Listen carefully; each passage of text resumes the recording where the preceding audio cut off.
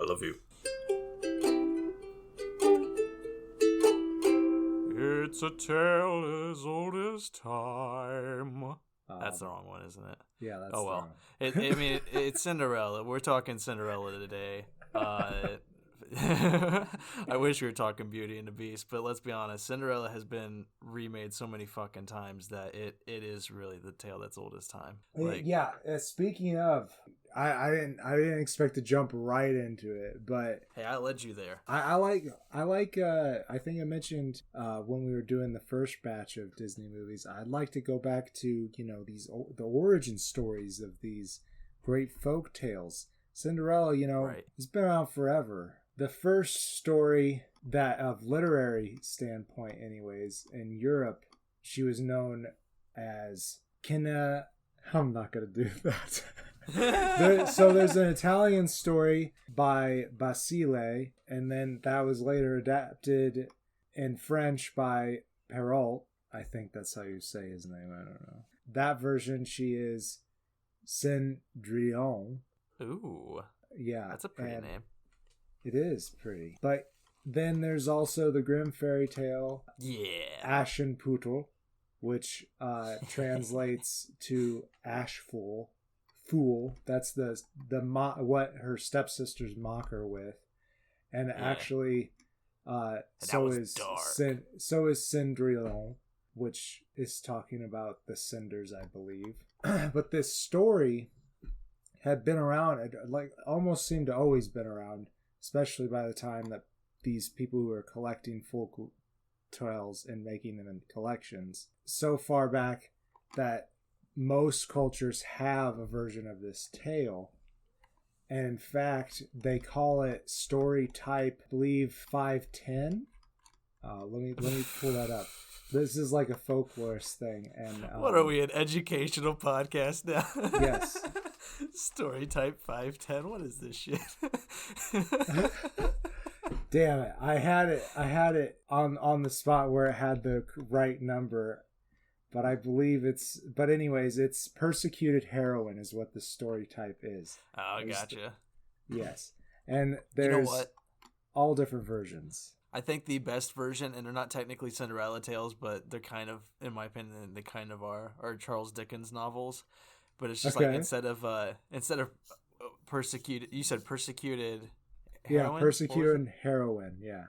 Right. So instead of persecuted heroine, it's persecuted orphan in Charles Dickens stories. Yeah. Or like persecuted poor, just in general. So what's possibly the oldest version is the story of Rhodopis. It's a very similar story with the slipper part of it. She was either a courtesan or just a slave. But either way, her sandal rather, gets picked up by this bird and then dropped into the pharaoh's lap while he's seeing over justice in Memphis. So he's in Memphis and she's somewhere else. Tennessee? No. The Egyptian Memphis. She's in Naucratis, which is also in Egypt. But anyhow, the pharaoh was shocked by just this happenstance of a sandal in his lap, and also the beauty of the sandal. Oh, so my. He went around. So he was in the feet, huh?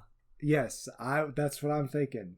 I think this all started, the Cinderella story started because somebody was in defeat. I mean, if Disney's trying to make a movie that's specifically targeted to those with foot fetish, I mean, Cinderella is kind of the movie for them. Like, that is kind of a key element. Yeah, I would say so. Especially with how it's stylized in the movie too. Right. But anyhow, he does the thing where he goes around Egypt trying to find the person whose foot it is, and when he finds her, he falls in love with her and they get married. That's the story. Oh, how adorable. It's a Greek story, but a lot of the ancient historians like Herodotus put a version of it in their ancient histories as if it's history, but they kind of mix legend and history all the time, especially Herodotus. But it's more fun that way. Yeah. And they got different names for them too, but in Herodotus it's Rhodopus. But yeah, there's a whole lot of different versions. Sometimes the name is very similar to Cinderella. Sometimes it's not. but there's like Asian version of these stories, and it seems like, you know, it started in that Mediterranean area and just kind of spread out throughout the world. Right. So it's pretty.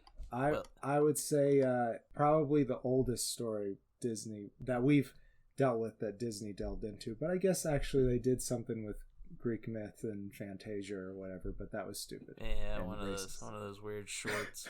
I don't know if I really consider them part of my Disney version of the lexicon there.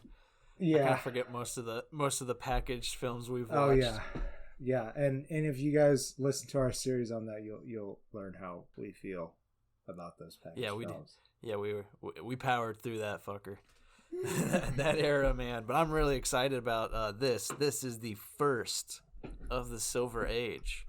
And with that very long prologue, welcome back to the Disney playlist, everybody. I'm the Green Traveler. And I am the Faceless Leon. And I feel like that was a very choppy opening segment, but we got some. No, it was an 8-minute prologue. I told you I'm going to try to make it so that one day we don't do that until the very end. Like, I'll get there. I specifically led you into the history, and I was like, yes. You go on. You green bastard.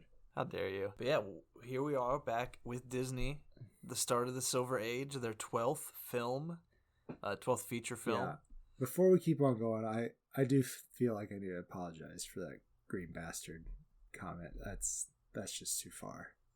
Yeah, I have a father. That's fucked up. I know. A human one. Not yes. One from Gorsh. I have a human father and a human mother who's my biggest fan. I don't need to be spreading hate like that. That's all. Damn straight. Yeah. Well, apology accepted. Thank you. You faceless bastard. And so after World War II, a little bit of backstory for the movie. After World War II, Disney was over $4 million in debt. The studios, not Walt himself, although being the CEO. Those package films apparently didn't do quite the job. They weren't doing that well. So, but with the return of animators and with the industry backing up, you know, it's the European film industry is back to watching films. They're rebuilding their theaters and everything. So this was their first big boom. This was this is going to be the big jump start for them. They got great animation. Like, the motion looks beautiful. It's like some of the best animation we've seen yet from Disney. Yeah.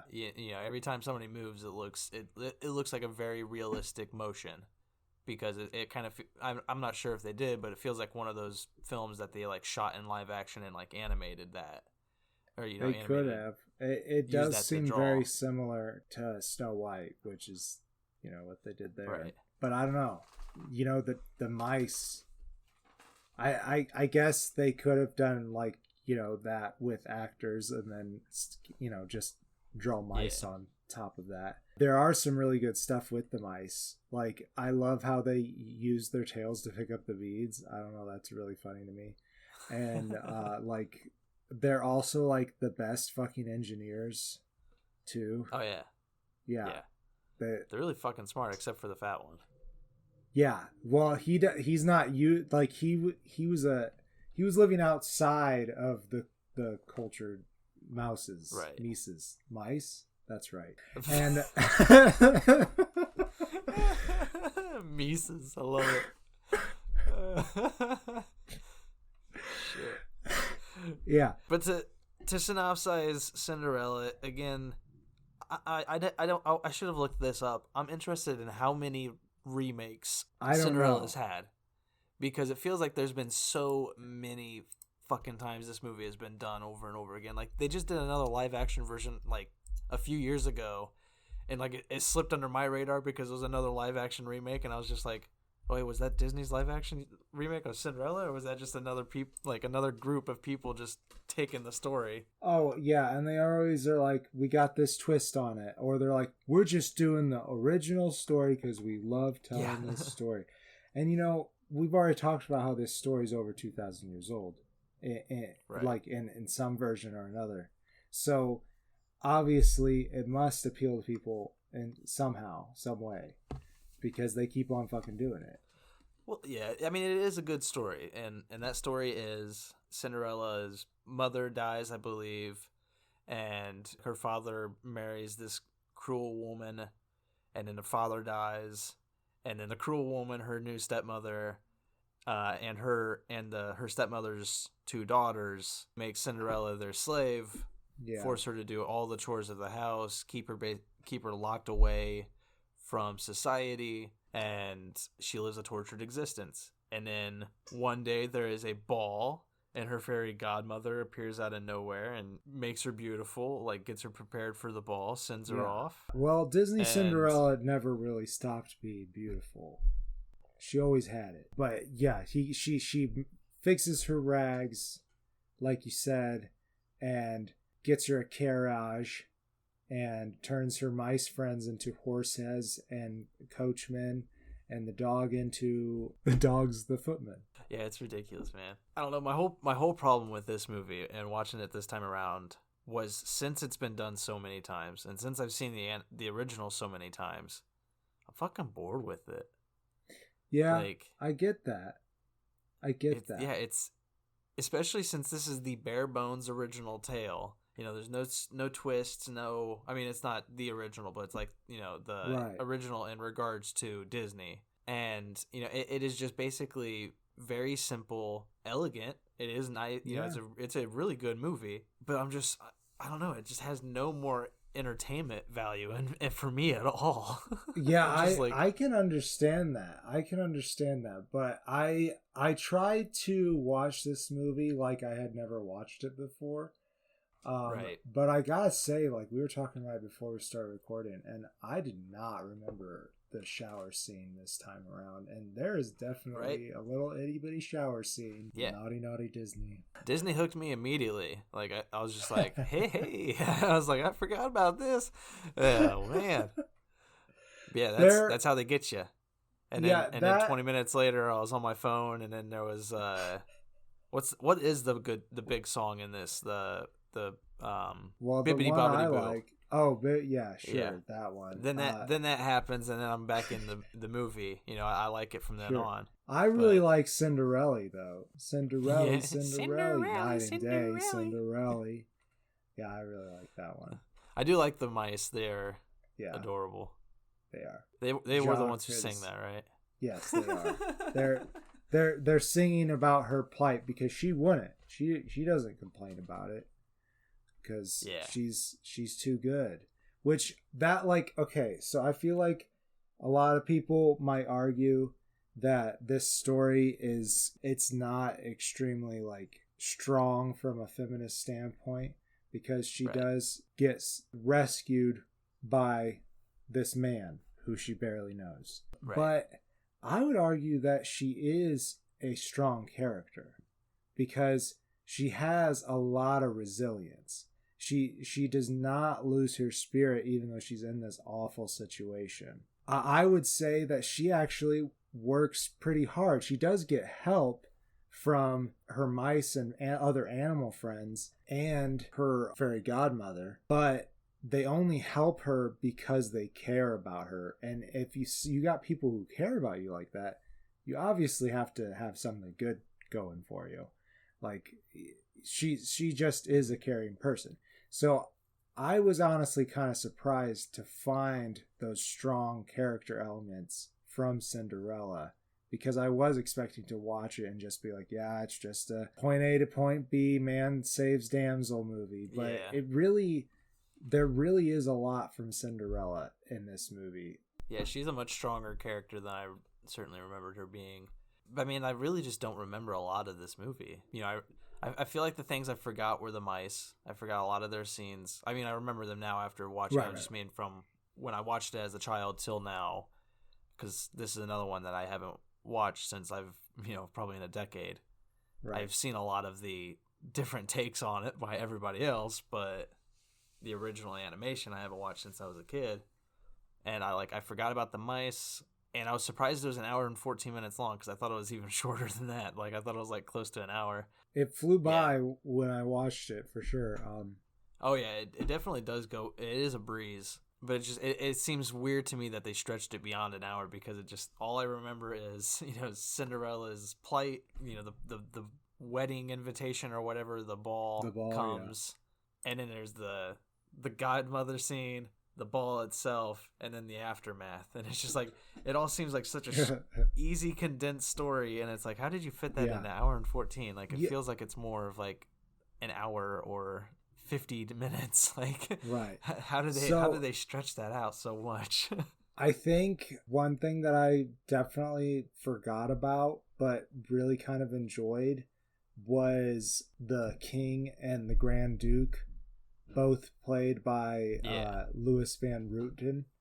And I believe that they're supposed to be the king and his brother, given that his title is the Grand Duke. But I don't know. I don't think Disney really cared what was actually going on, because he pretty much just feels like his vizier or something like that. Right. He is so desperate for grandchildren because he misses his son, because his son grew up and just wants to be off by himself, and he just misses hanging out with him. So he wants him to get married and have some kids, but he's also trying to respect his son who wants to fall in love with somebody. So he's like, I don't know why that's necessary, which is also really funny to me and definitely humor of the era. But it was just really cute to me. And because I always remembered the king being this kind of a mean character, but that's only because he gets upset with the Grand Duke after he thinks that the prince has already proposed to Cinderella. I mean, it's a really funny moment, and he does yell and get all red in the face and swing a sword around. But before and after that, he's honestly just wants to be a granddad, and I think that's hilarious. Right. Well, I mean, even when he gets mad, he's kind of cute and adorable too, because he's just wagging his sword around, just like, ah, Jesus. Ah. Yeah, but I do feel bad for the Grand Duke, because it does seem like there might be a bit of a strained relationship with his brother. Right. Oh, and he also is the one who has to go around and try the shoe on everybody's foot. See, those are other things that I don't even remember them in I watched the movie, but I've already forgotten those facts. Right. Like, those are hilarious tidbits that are tacked onto the story that, when you repeat them, I do laugh because I remember them, but boy, they just don't add anything to the movie, do they? Yeah, not to the plot anyways. It's just fun. I feel like if they had one more scene between them that really paid the grandchildren thing off, or maybe even something at the end where it's a future flash and he gets to be playing with their grandkids, maybe we'd remember that more. So anyhow, I do feel like we never really finished synopsizing this story, because we got her to the ball, and I think this story is so well known, I don't know how people wouldn't know that at the stroke of midnight the magic is gone. That's pretty much the premise. So she runs away at midnight, and then she leaves a slipper behind, and they try to find her. That's pretty much the whole story. Which doesn't the rest of her outfit go back to being normal? Why does the slipper stay? Because story? That's all I got. Because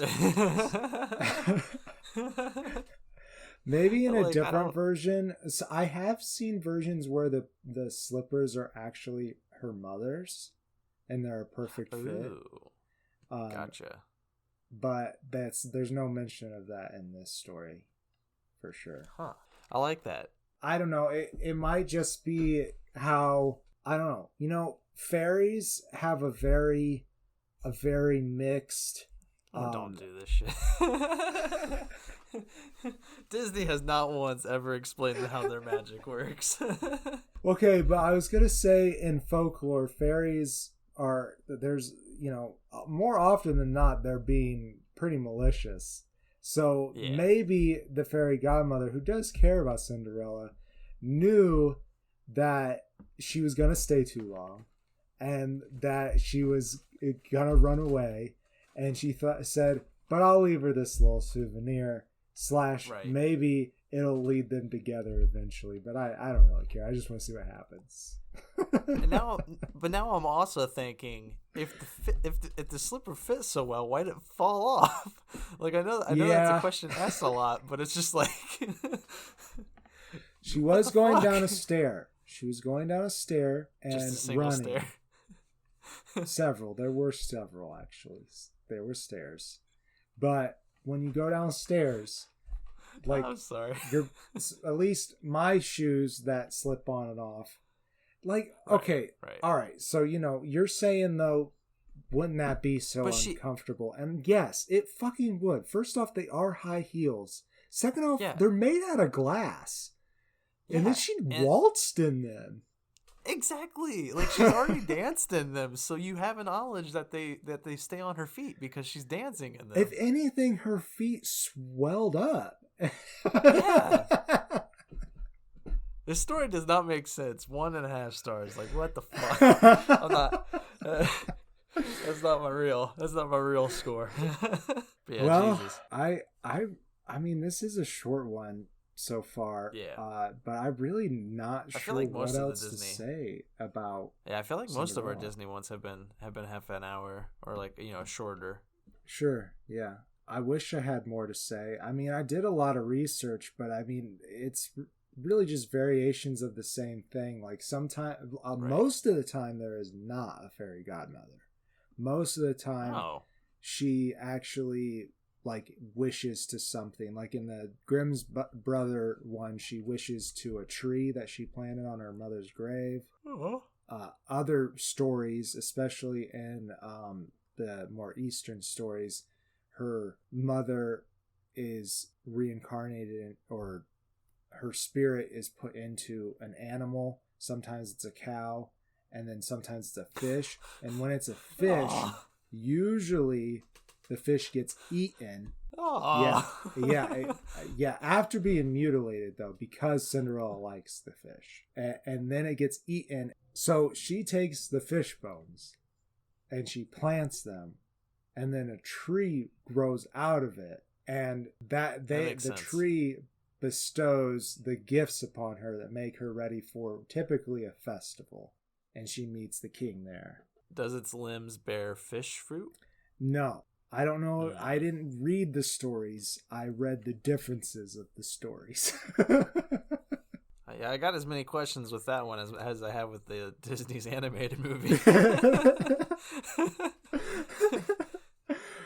Yeah, definitely. Gosh, that poor mother. Yeah, getting turned into a fish and a cow. And like, if there's two animals I don't want to come back as, it's a fish and a cow. Yeah, like, in the Brothers Grimm, she legit died from the plague.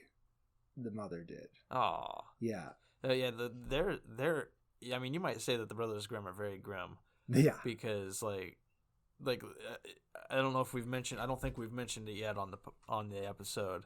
But like the stepsisters in the Brothers Grimm story, they chop off the one stepsister's toes when they're trying to get it to fit into the glass slipper at the end, and they chop off the heel of the other stepsister to try to get it into the glass slipper, and it's just like, fuck. So part of that though is like they're so sure that this will work that the mother convinces them that doing this is an okay idea because soon they'll be queen and they won't have to walk anywhere. I mean, that makes sense, but at the same time, the amount of blood that would be around your foot, I think the prince would know what's up. In fact, in the Brothers Grimm, a bird tells him that their feet is bleeding both times. So first off, he does get fooled. He takes them in the carriage, and they're riding along to go on their honeymoon. And then the bird's like, her foot's bleeding. And he's like, you cut your toes off, you sneaky little turd. And then he goes back, and they do the same thing with the other sister, but cut her heel off. And this fools him again. He gets fooled again. The fact that he's so stupid. Yeah, and takes... these women don't look like this woman. And even the Grand Duke in this movie, it's like... And he knows. He does know. He does know, though. He knows it's not them. The whole time, he's like, yes, yada, yada, yada, read off this form of legality. And, okay, let's put the shoe on. And he thinks it fits, but it's only like on half her foot. and I'm just realizing also now, like, I know these are questions that have already been asked 1,000 times across the whole internet because this movie, or, fucking old-ass tale. There's so many different versions of it. But why does the prince need to know if the slipper fits? Because it's like, I think I would be able to recall them the next day, what they looked like. Yes. No matter how drunk I got. Yes. So in these other stories, I bet it takes a lot longer for them to go along. I think he's supposed to be blind. He might be blind. Yeah, in the other stories. I think he's supposed to be. Yeah, he's the blind king. And the story is called The Glass Slipper and the Blind King. Oh. Yeah. Is that real? If it might be. Honestly, dude, there are so many fucking versions of this story. I've seen, like, there was a lot of titles. I don't remember any of them, but they were just like variations. Was I just being completely... I was like, am I just being completely stupid? Was the prince actually blind? Like... No, I don't think. No, he sees her and he's like, wow, she's so stunning, and she's like, she's being so impressed about everything that's going on around her instead of worrying about what she looks like. I like that about her. And then let's dance. Aww. And we dance for a couple hours, and then she leaves. Then midnight came along, and our episode ended. But we should probably do closing statements. I get why this movie is a classic. I get the story is beautiful. I do love Disney's animation. The animation itself is phenomenal. Yeah. Like, really good stuff for its age. Like, movie came out in 1950, and it was like, I don't know if it was a pioneer for animation. I don't think it really did much in regards to, like, the making of animation, but I don't know. It's beautiful, especially from what it's been for the last decade, which... I'm happy that shit's over with. Even though there are some good moments in the war era. Right. I'm really excited for the Silver Age, and I'm really happy we're here. And I even though Cinderella bored the fuck out of me, I gave it 3 stars. Hey, next is Alice in Wonderland, though, right? I'm pretty sure. Maybe, yeah. Hell yeah. I'm down for that trippy shit. Yeah, I know. I love that shit. Anyhow, I want to give it a full face because I don't see a reason not to. I mean, I did enjoy watching it, especially, I guess it'd been long enough that I hadn't really looked at it with a very critical eye. And when I did that, it was better than I expected it to be. Though it is regrettably a very familiar story. So it's like, I don't like... If you're going to watch all the Disney movies, you got to watch Cinderella because it's a classic. But I'm not going to return to it over and over again because it's the same story. Yeah. It doesn't have enough interesting elements to keep me going and going back. It's not overflowing with charm. Yes. Though she is very charming. There's just not enough other elements. But there is some great cartoon animal humor, and I love that shit. So I know you said you don't really like Tom and Jerry, but... Well, I mean, I don't like Tom and Jerry because the fucking mouse should die. Like... Hey, the mice are good in this one. The mice are good in this one, yeah, but it's just the cat is the villain, and it's very clear that the cat is very hoity-toity and kind of a pompous puss. Lucifer. Yeah, and so, whereas with Tom and Jerry, most often...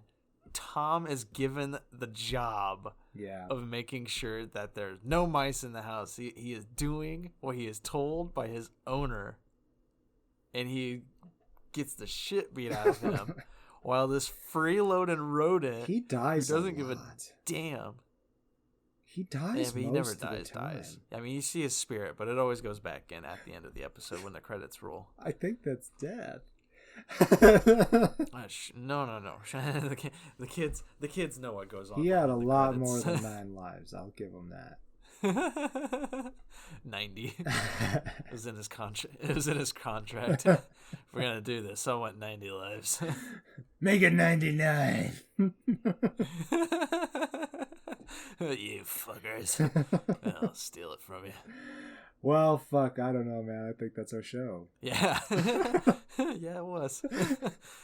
Welcome back to the Disney playlist. I've been the Green Traveler. I'm so happy to be here. And the Faceless Leon. I'm also very happy to be here, doing more Disney. Safe travels. Hell yeah. And good night. Green and Faceless on the Couch is a proud production of Fiction Works 19. If you like the show, please show your support by rating and reviewing us on Apple Podcasts. Like, follow, subscribe, wherever you might listen. We also now have a Patreon account. If you feel so inclined to support us in a financial manner, please become a patron by visiting patreon.com/greenandfaceless.